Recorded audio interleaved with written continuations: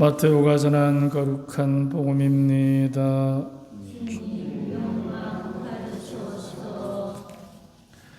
그때 요한의 제자들이 예수님께 와서 저희와 바리사이들은 단식을 많이 하는데 스승님의 제자들은 어찌하여 단식하지 않습니까? 하고 물었다. 예수님께서 그들에게 이르셨다. 혼인잔치 손님들이 신랑과 함께 있는 동안에야 슬퍼할 수야 없지 않으냐. 그러나 그들이 신랑을 빼앗길 날이 올 것이다. 그러면 그들도 단식을 할 것이다. 주님의 말씀입니다.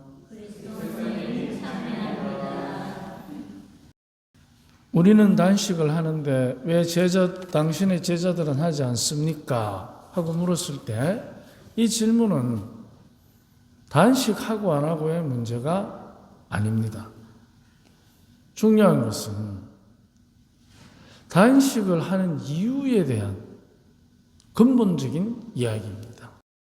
우리가 무슨 일을 하든지 간에 그 일에는 그 일의 가치를 드러내는 형식이 항상 따라옵니다. 인사하는 법, 미사드리는 순서, 음식을 먹는 순서, 여러 가지가 있습니다.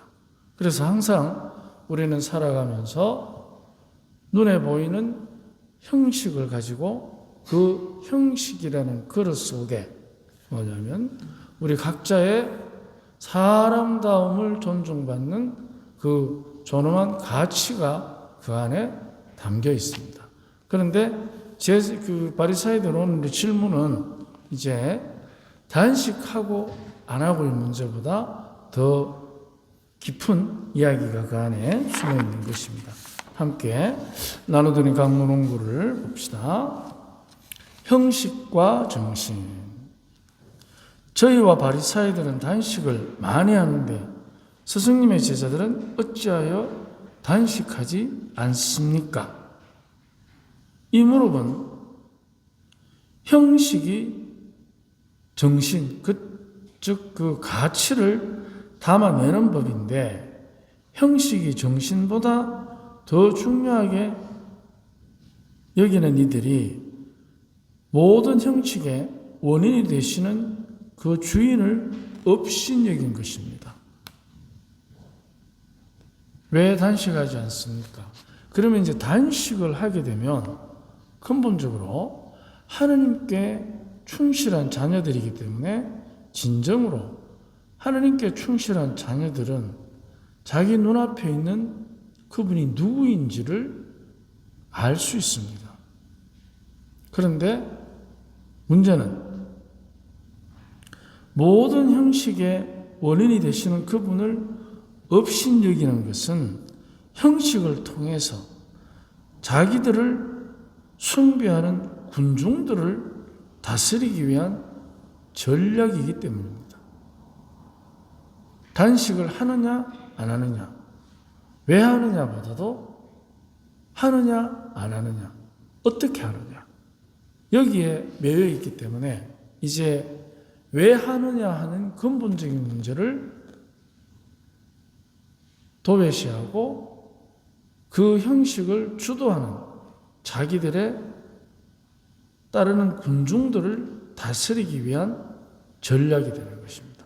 그러면 이제 근본 정신은 온데간데 없고 형식을 어떻게 지키느냐, 이게 이제 중요해지게 되는 것입니다.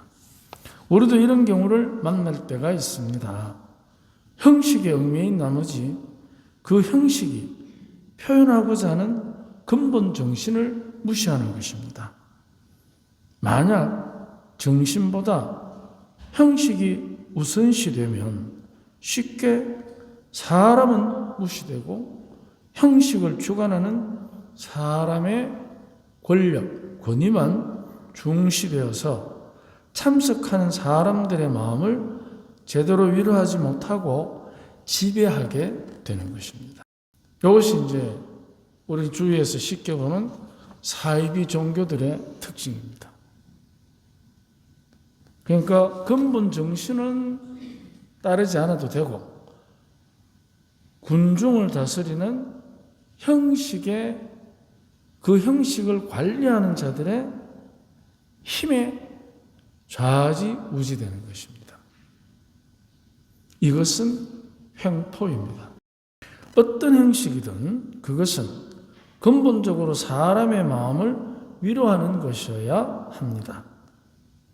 마음의 위로는 형식에 참여하는 사람이 그 공동체의 구성원으로 환대를 받고 일치되는 기쁨을 누릴 때 얻는 행복입니다. 군중을 모아놓고 이제 형식을 짜서 그들이 그 형식을 좌지우지하는 권력자들의 말에, 권력자들의 횡포에 횡포인 줄 모르고 장악당하는 것입니다. 그렇게 되면 장악당하는 사람은 행복할 수도 있습니다. 그런데 그게 행복해서 행복한 게 아니고 깨달아서 행복한 게 아니고 진리이기 때문에 행복한 게 아니고 군중심리, 그 속에 내가 있다는 것만으로 그들의 힘을 느끼기 때문에 그 힘에 의해서 장악당하는 것이지 사실은 그게 행복이 아닌 것입니다. 왜 그것이 행복이 아니냐 하면 장악당하는 사람들은 장악하는 사람을 숭배합니다. 그리고 장악당하지 않는 사람, 또 자기가 장악당하는 것을 방해하는 사람을 적으로 여기게 됩니다. 그러면 부딪힙니다. 그게 바로 진영의 논리가 형성되는 것입니다. 우리는 지금 몸살을 앓고 있습니다. 진영의 논리 때문에. 일치는 힘이 있습니다. 바로 이겁니다. 행복은 일치가 이루어져야 행복이 성숙된 행복이 됩니다. 그런데 일치가 이루어지지 않는 행복은 장악당하기 때문에 결국 반쪽짜리, 자기가 믿고 싶은 대로, 자기가 느끼고 싶은 대로의 반쪽짜리 행복에 휘둘리게 됩니다. 모두가 예외 없이 소외감 느끼지 않게 하나 되는 인정을 통해서 책임감이 높은 공동체의 구성원으로 용기 있게 헌신하게 합니다. 장악당해도 헌신합니다. 그런데 그 장악당해서 하는 헌신은 진정한 일치를 위한 희생이 아니고 자기가 믿고 싶은 대로의 형식에 빠져서 중독되는 것입니다. 그래서 이 헌신과 맹신의 차이는 분명히 있습니다. 맹신은 장악당할 때 일어나는 현상입니다. 그런데 헌신은 진정으로 공동체의 일원으로서 자기가 속한 공동체를 사랑할 때 일어나는 것입니다. 맹신과 헌신은 차이가 있습니다. 헌신은 힘이 듭니다. 하지만 위로를 받으면 행복이 됩니다. 이때는 통증을 못 느끼는 것이 아니라 의미가 고통을 이기게 합니다. 우리도 지금 사순절을 지내면서 십자가에 못 박히신 예수님의 모습을 우리는 늘 고상을 통해서 묵상합니다. 그 순간에 예수님의 고통이 없었던 것이 아닙니다. 처절한 고통이죠. 그런데 당신이 가야 할 길, 사명, 그것이 모든 사람의 구원을 위한 길이기 때문에 그 의미가 통증을 사라지게 하는 것이 아니라 통증을 극복하게 하는 것입니다. 어머니들의 상고를 잘 한번 기억해 보십시오. 자기 존재의 가치를 느끼게 하는 헌신의 의미는 힘이 있습니다. 이 힘은 자신의 가치를 자기답게 찾아가도록 해주는 동행을 하게 합니다. 바로 부모님들이 자녀들과 가정을 이루고 살아가는 아이들의 성장을 돕는 모습, 바로 이 이야기입니다. 헌신하지 않습니까? 자녀에게. 그래서 자녀에 대한 헌신은 그 자녀가 자기 스스로가 자기답게 자기의 행복을 찾아가도록 동행해 주는 것. 이게 헌신입니다. 내가 원하는 대로 장악해서 내가 원하는 모습을 각인시키는 것.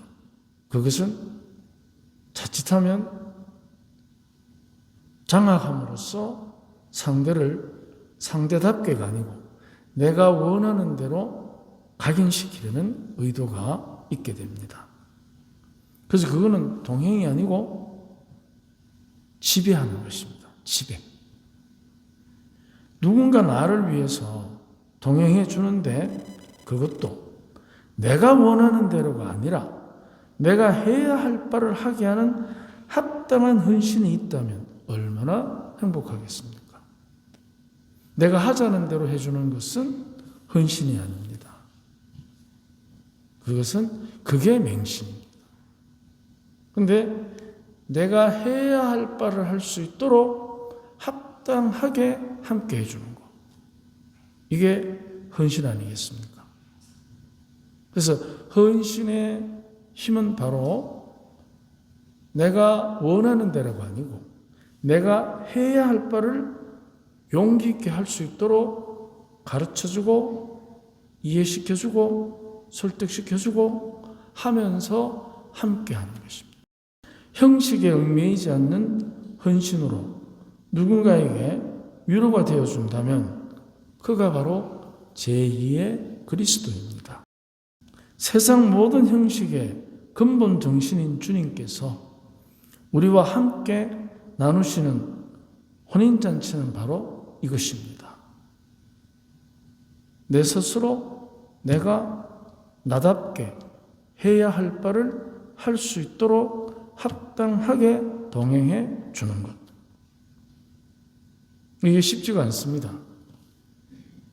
우리는 대부분 부모와 자식 간에도 부부 간에도 그러시겠지요.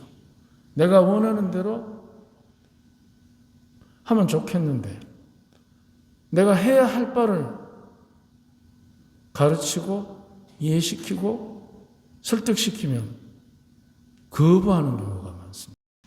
그런데 하고 싶은 대로가 아니라 해야 할 바를 제대로 설득시키고 제대로 가르치고 제대로 이해시키는 것.